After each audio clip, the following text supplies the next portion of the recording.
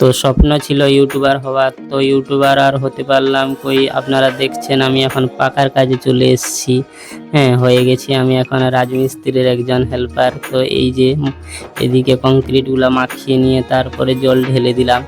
জল ঢেলে দিয়ে যাওয়ার পরে কংক্রিট মশলাটা মাথায় তুলতে গিয়ে গামছাটা পড়ে গেল। তো এই কাকু গামছাটা মাথায় তুলে দিয়ে দিলেন একটা ঠাস করে। তারপরে আমি মশলাটা নিয়ে চলতে থাকলাম। তো আমি এই অনেক কাজের মধ্যে দিয়েও অনেক কষ্ট করে ভিডিও বানিয়ে আপলোড করি। তো ভিডিওটি যদি ভালো লেগে থাকে প্লিজ চ্যানেলটিকে আমার সাবস্ক্রাইব করে রাখুন, লাইক করুন, কমেন্ট শেয়ার করুন যদি ভিডিওটি ভালো হয়ে থাকে। কেন কাজের মধ্যে থেকেও সব দিক সামলে এই ভিডিওটি বানিয়েছি। যদি ভালো লেগে থাকে প্লিজ একটা লাইক আর একটা কমেন্ট করে শেয়ার করে যাবেন। আর আমাদের কাজের শেষে এই যে সব যন্ত্রপাতিগুলো ধুয়ে স্নান করে নিলাম, তারপরে আমি এখন চলে যাব বাড়ি। তো বন্ধুরা সবাই ভালো থেকো, হরে কৃষ্ণ।